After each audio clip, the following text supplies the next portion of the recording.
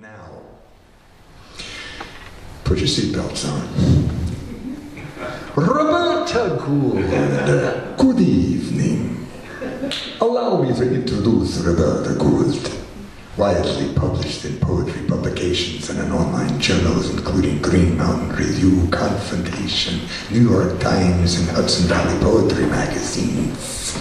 In Socialism and Democracy, Catholic Worker, and New York Times poems and poetry anthologies include The Art and Craft of Poetry, Mixed Voices, A Slant of Light, A Light Like, Bright Hill 25 Years. Some recent publications appear in Sunlight Mongolia. You get the idea. Roberta, my sweet young thing, organized a campaign for foreign tourists visiting Mexico in support of fairness for street vendors and hotel workers, part of her solidarity work in Latin America. Major stuff. She is an active member of the Haitian People's Support Project out of West Hurley, has translated poems from Spanish by Jorge Luis Borges for Ghana, among others. She lives near Ashokan Reservoir and is a big bird watcher. She always sees this big yellow bird, and we try to keep it quiet so she's not taken out of our midst. I have a whole bunch of other birds of different colors. Her website, robertagould.net, for your comments, questions, dialogues, and all of that. She welcomes the confrontation. It gives me great, great pleasure. The youngest one in the room, Roberta Gould.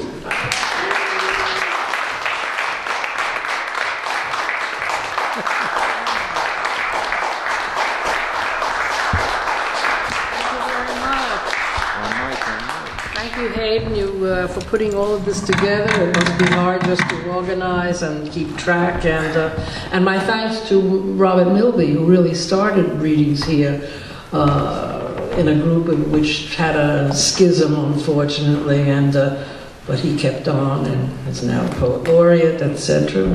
Thank you, Robert. He's done more for poetry in the Hudson Valley than anyone. It's great. All right. I'm going to read mostly from my new book, Woven Lightning, which is published by Spuyten Duyvil Press. A few poems from the previous one, To the Dogs, and some new poems. And, okay, but I want to read the last thing I wrote, or the next to the last thing, because I always do that, but not too many. Anatomy. Tree, prone in the snow, your arm raised, your bark peeling off, and a telling plate where, cut in half, the world shows your time circling like the planet you sprung from. You are heavy lying there and sinking, an empty space where wood gouged out is a blind eye gazing, everything slowly decomposing.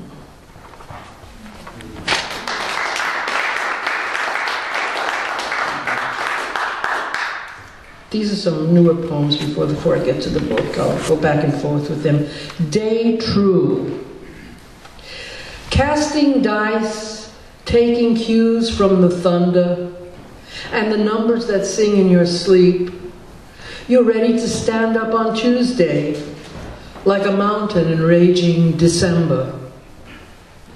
Ordained by the stars or God, the day is true, wheels you as the hand that pushed your carriage, as bulging clouds became herds of horses circling a sky full of stanchions.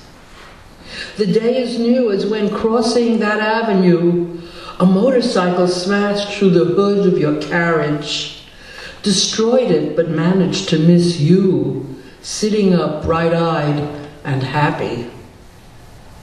And now another Monday passes. Standing up, you bravely look out. Will a miracle hold back the new monster? Tomorrow is coming.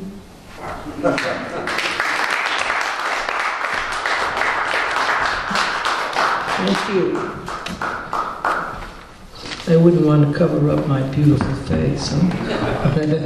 This poem was for Donald Lev, who died recently, and it was I have several poems for Donald, but this was the last one. It was called To the Hospital. Donald Lev was a poet and an editor, and you know him, and a very fine person. To the hospital. The fountain will start spouting in 30 seconds. It's gearing up, starts with the death of Cavalli Sforza, called Big White Elephant by the Pygmies, when he sojourned in their dwelling, confirming genes and our common human origin. After a red-spotted newt is seen, its early land phase near a juniper tree, in the sprawl of properties purchased for the town's conservancy, where the weary soon will escape for an hour to meditate with their fries and free drink, wearing paper crowns the king has given them. If it was a wrong turn up Hospital Hill, you got here.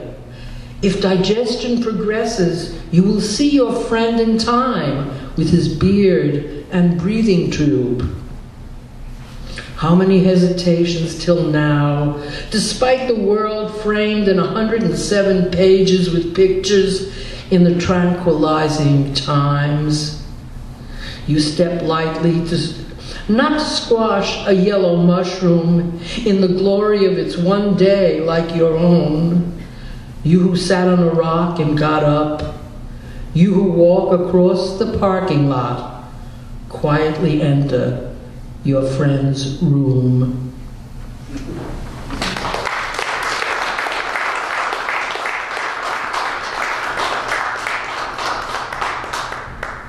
And another poem for Donald. How many knew Donald? No one? No one knew Donald? Yeah. Oh, okay. It's hard to see from here. Okay. For Donald Lev, editor, in memoriam. We were trying to get somewhere, and I tired myself out explaining the way to the next town's library, checking memory like an amnesiac in the guise of an ornithologist, first day of spring. But we couldn't get it right. The picture not reliable, like the road. After an hour, we gave up. Exhausted, I dozed off. You, energized, began the night with those slips of paper on the kitchen table, your chosen agenda, your faithful work.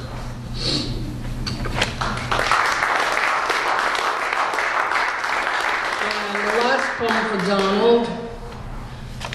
We saw a movie and we couldn't remember the name, and it was such a mishmash. What was the movie's name for Donald? The rose bower, in and out of a morass, a maze of thought enfolding, forgetting time, untransformed, just a kiss reminding, just a corpse blurred away. This was the movie, demigods killing, slashing and paving, transmitting static and make-believe. Hard to puzzle it out, follow what came next. As you, Donald, rustled your stiff bag of popcorn, eternally relishing one kernel at a time.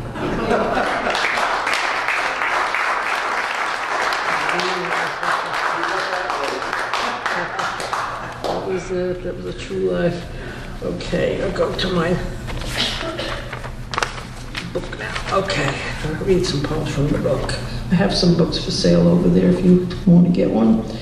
The first poem. It was a general conversation. It's called About. I think this appeared in Waymark. It was a general conversation about finding and losing, climbing and falling, dusking and dawning. Yet it was more. The air, invisible to us, was replete with creatures the flies could see. The hands of the clock were no longer there. A flashing and beeping surpassed the centuries every once in a while. As the river flowed on, we didn't step in, watched from a millennial hill, unwilling to keep wheeling along. It's really a pleasure to be here tonight. There are so many wonderful writers, and I'd like to welcome my friend Hélène Bordet from Quebec, who drove down here 450 miles. And thank you for coming.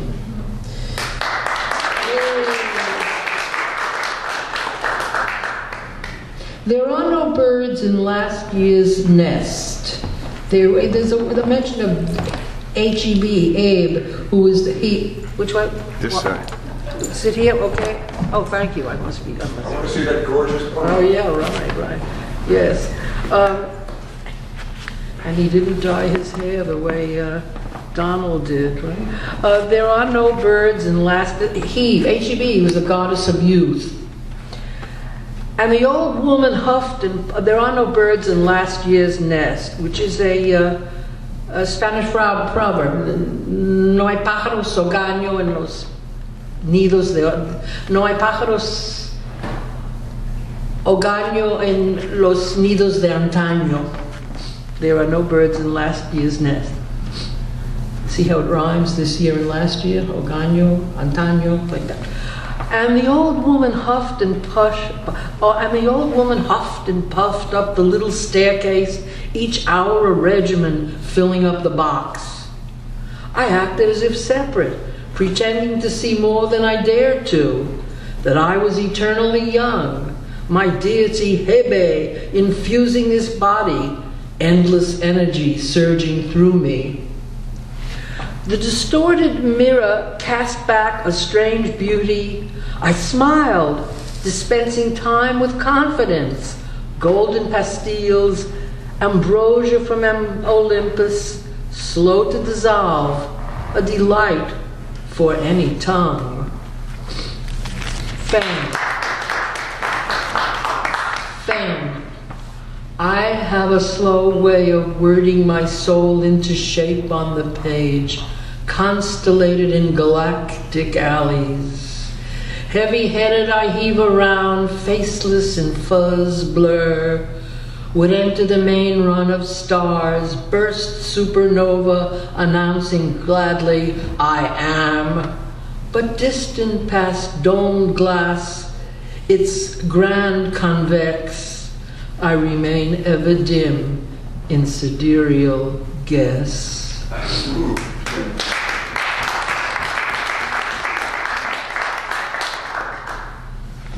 Both ways. I couldn't depict your life and sell it, so I remain poor in heart and in purse. I couldn't remember your face.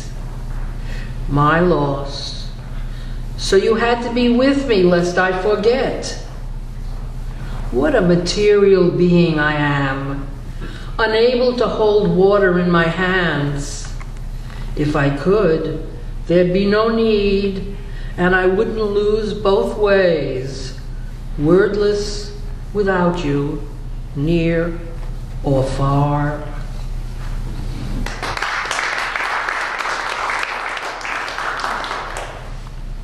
Me, me, me, me. I prided myself on my feet, but they gave out after circling the globe without resting. Calluses marred their beauty. Mine, you see, I am my body talking to the mirror. Am I serious? Well, I know who is acting and let you know in on the secret. My feet, not the Colossus of Rhodes or Ginger Rogers flashed on the screen, but mine, which I've always prized. The world is getting hotter. They're starving and drowning, but I have an impending pedicure. When it's done, I will kiss my feet.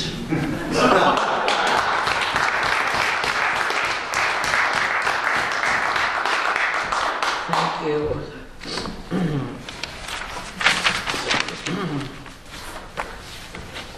Let's go to one that's a little bit esoteric. I don't know. A new poem. Superfluous Objects. A hat you say you don't need, symbol of stasis, stone cloud, dream in a box. You find it and wear it, though platonic existence can't be touched. It's on you, what you didn't need, what your life depended on. We agreed, seeing you frantic, searching till the sun sank below the horizon and vanished like the day before. When cloud cover hid the sun's brilliance, which so cheers and feeds you, and you lost it. Celestial hat tinged gray, you wear it, remove it, put it on again. Truth of the matter, truths matter. What matter? You do not ask and walk off, head covered warm.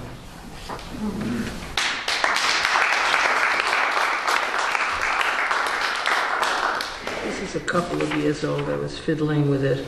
Chasing. Chasing the tram, you fly. Okay. Chasing the tram, you fly down the street, catch it, jump on, grip the door with one hand. Downhill it goes. There's no holding back, no brake to halt you.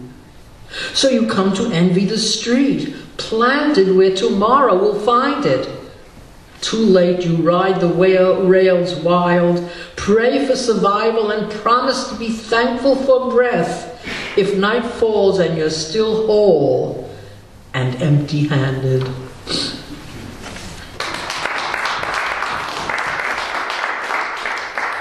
And this poem was published in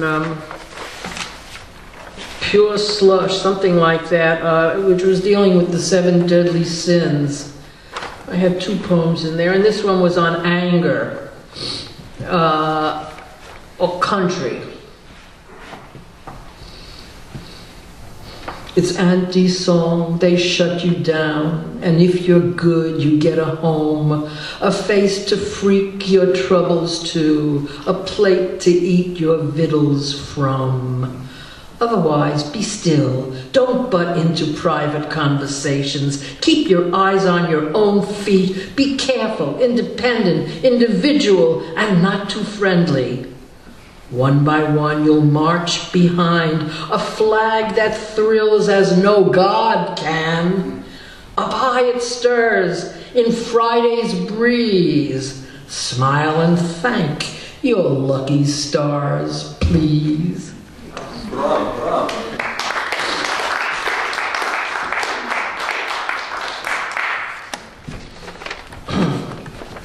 Well, after that, why don't we have something about dogs, which are so much superior to us. In fact, they asked the Buddha master, or he asked them, does a dog have Buddha nature? That was one of the questions, you know. Does a dog have Buddha nature? The master asked. This was in Home Planet News. I don't know whether it makes sense or not. I don't know. I live in a hole. It's cozy down here. Self-sufficient, I eat dirt and pebbles. I process minerals, develop a gizzard, and robots do my work. As I observe the weather safe in my enclosure, I become a philosopher.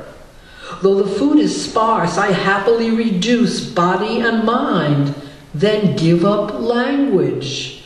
Fowl, mole, Buddha, me.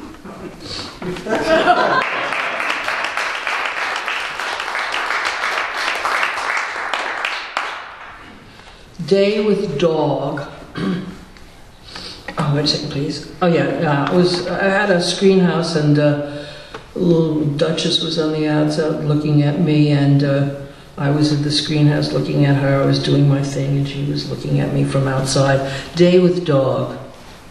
She lived to be 19, my little Duchess. 6 chickens tripped down the road, ignoring a cat that passed and the woman's horse. A couple of goldfinch approached the house, first time in a decade, and vanished into an apple tree. These and a few unknown sounds, a new species, birds in distress, and crickets started to click along with the katydids, filled the air like a city all afternoon as you and I watched each other through the screen enclosure, you guarding me from the living outside the shed with its cedar fragrance where I sat forever and said nothing like you.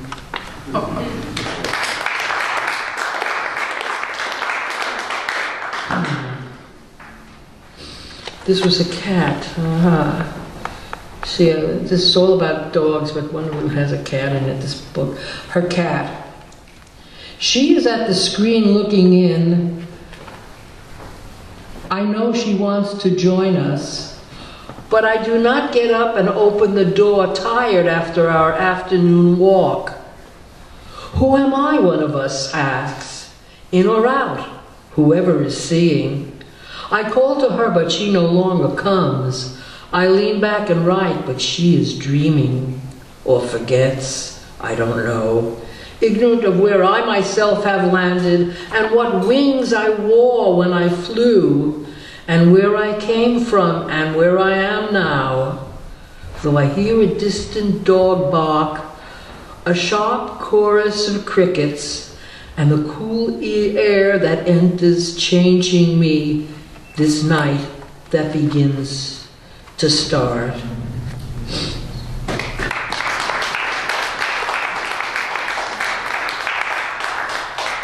So,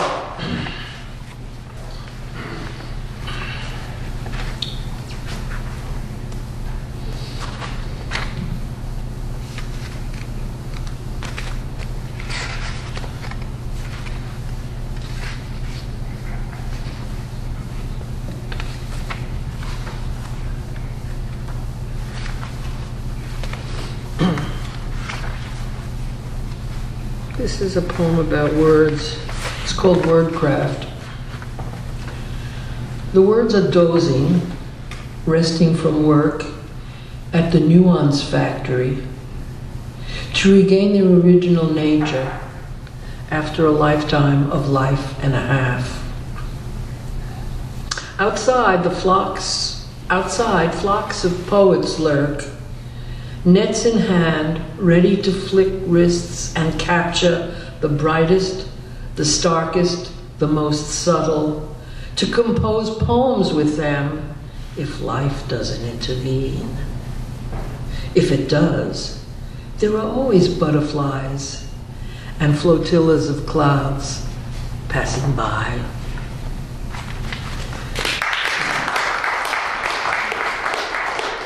Arrival.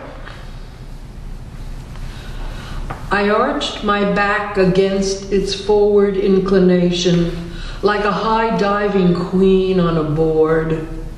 I sprang, meeting my feet, and rolled like a wheel of flesh over the land, touching myself like a snake, time gone, Ouroboros. We the same, Mother Earth and this turning, no yesterday, no time at all.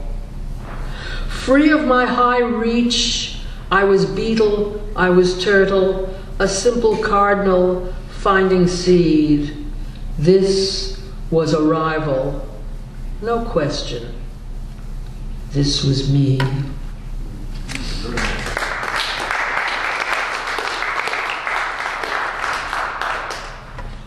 Old life. I walked a mile to the windsock. History whirled. Ancestors spoke through the midst. By the time I arrived, the weather had changed. By the time I returned, the house had burned down. We kept on, built again. The wind, at least, didn't whisk us away. Puzzles. 2 parts, crosswords. Disjointed on their separate ways, yanked from the sentence, no longer members of flock, simply an answer to somebody's notions, numbered. 2, scanning. I've been searching the room for a superfluous button, puttering about in the first person, scanning the floor though the sweater can stay open. I'm just setting the morning in motion. Then a porcelain plate slides off the desk and the dog explores her palate, carefully probing a yam with her tongue, gobbling it down. The 2 white halves are tossed in the trash. I continue my search, though I note an extra button, the kind knitter imagining this future sewed on to replace what falls off. Yet the quest goes on, and more time is spent. It's a puzzle-solving mystery, what defines us. Not how chromosomes are suppressed, molecules encircling to deactivate them, but the simple, persistent scanning of a floor as the sun shines in.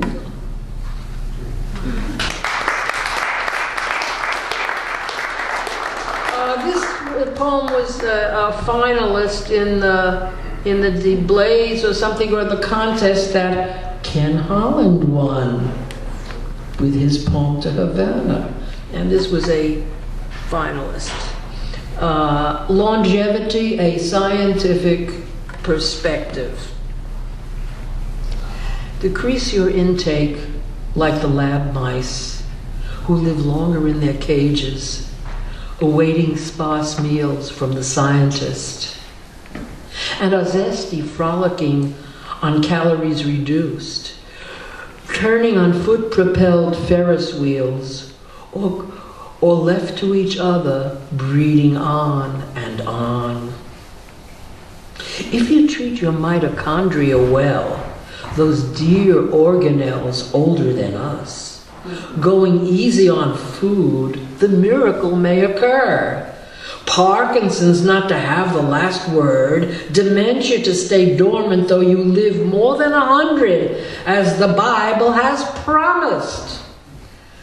But whether you have a good sex life depends on your partner reducing too. Unless you're lucky or catch yourself a youth with no need for your new good habits.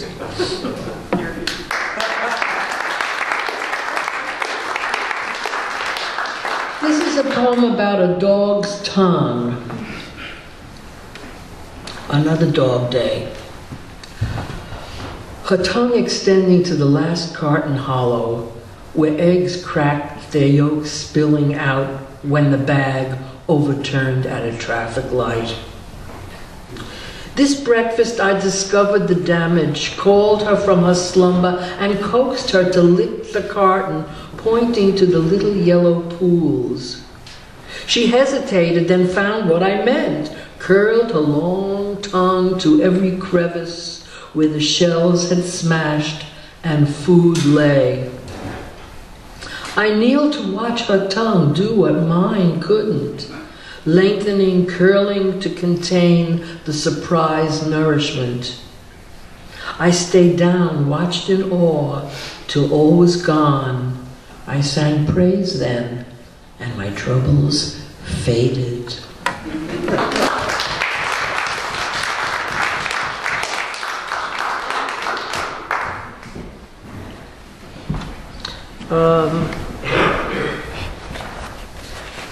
Something else here. This poem is called A New Map. Well, first I'll read this poem. It's an old mustache. Shaven straight, not anchored to the lip, One could intercalate a straw and not touch the lofty nostrils it rises to like a cloud. Up on my toes in Friday's bank, I'm ready to levitate, infected by that whimsical scorn of gravity. He multiplies, puffing roads of smoke from his black briar pipe, horizontal festival on payday's line.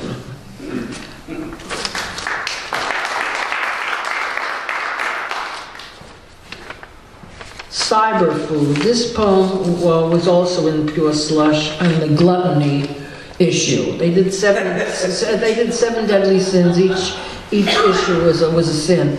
Gluttony. Cyberfood. You have eaten completely every dish on the virtual screen.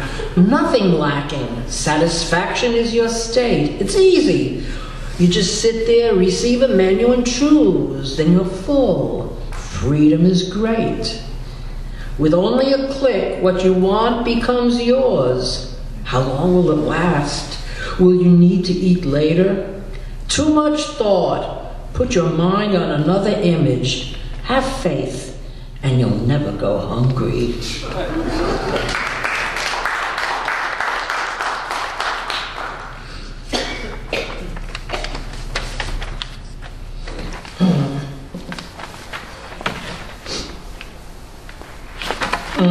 I'm going back here. Yeah.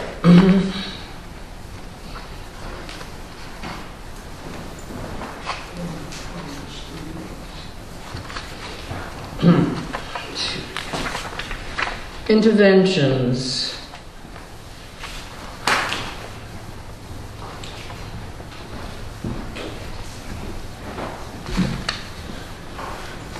The string bean's in love with the pea, but Arda has cooled and they fight. Good neighbor, you want to help. Fear grips your gut and you panic. Is the tiny bride safe? Should you call the police? No, there's a gardener at the gate. You heave a sigh of relief.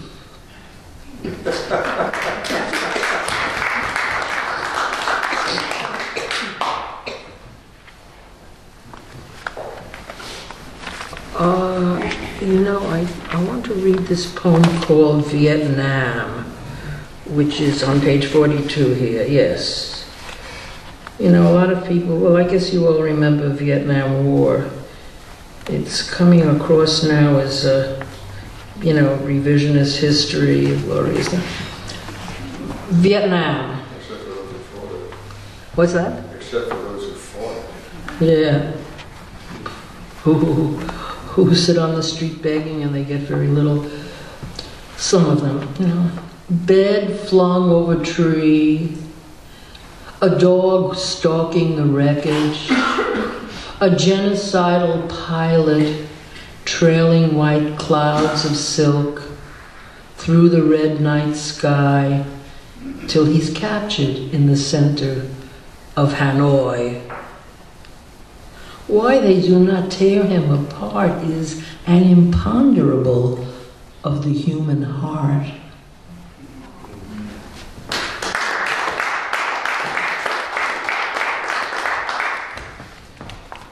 One of my great heroes was Muhammad Ali, who had everything to gain by just going in and doing some prize fighters of entertainment, but he sat in jail.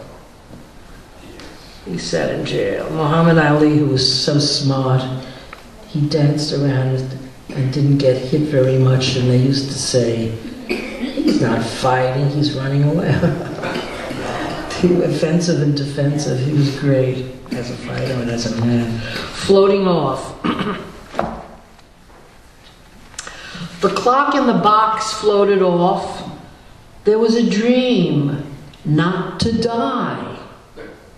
Tomorrow strode in on stilts. The dead laughed in their gloves. Charred trusses from a fire-torn roof held nests of migrating birds. Boarded up windows in the stone walls below were the start of another life. The sun grew stronger each hour. A bowl full of lilies bloomed. Snails emerged from the dark. The clock in the box floated off.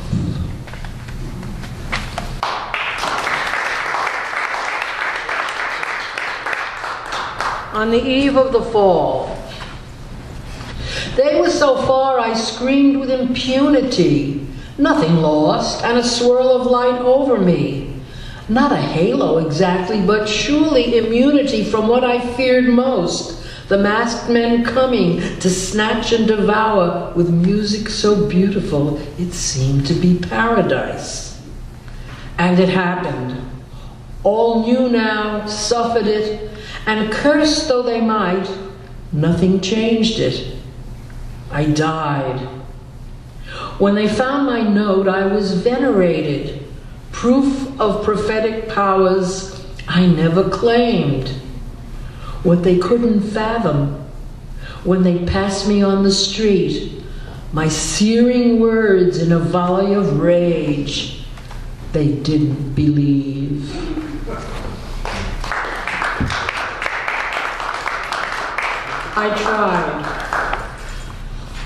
I tried to awaken the dead and couldn't, and called myself a failure, which was safe closure.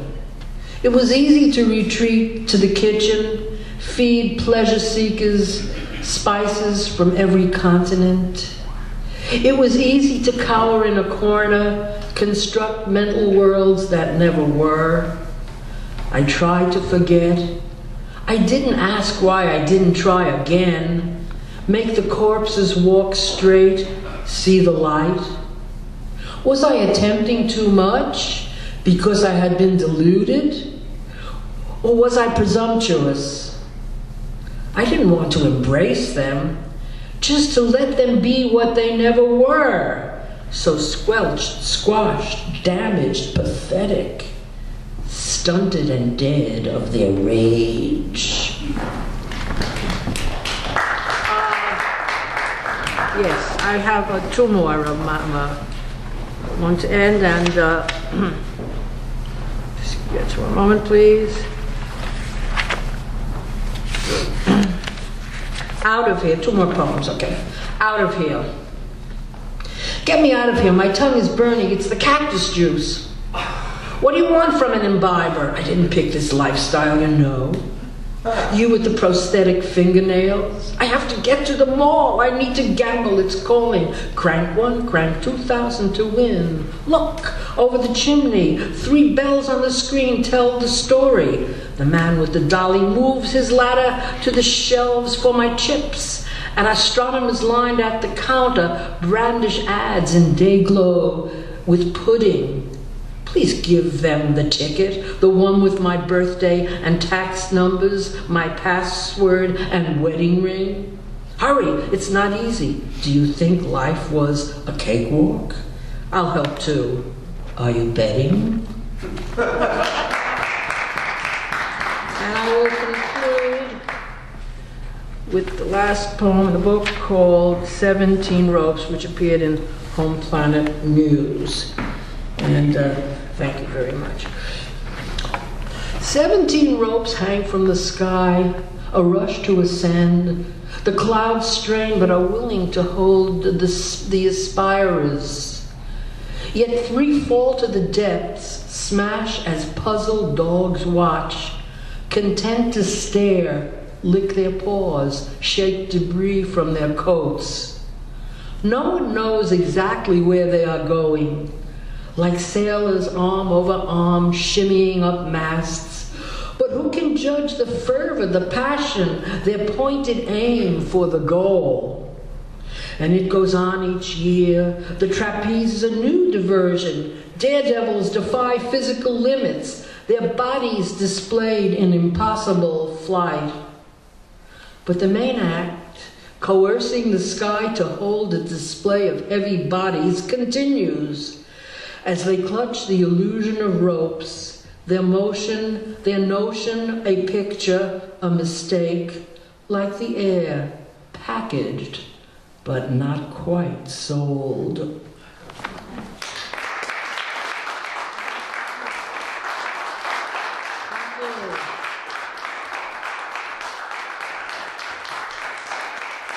Thank you very much. Thank you again.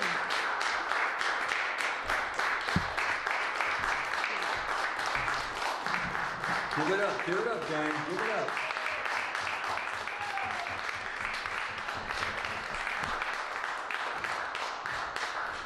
Before we take a break, Roberta Gould's books are on the piano. We've got a lot of heavy hitters in this house tonight. Second act's gonna rock. But Roberta, you were fabulous. Yeah. Fabulous. Taking 10 minutes.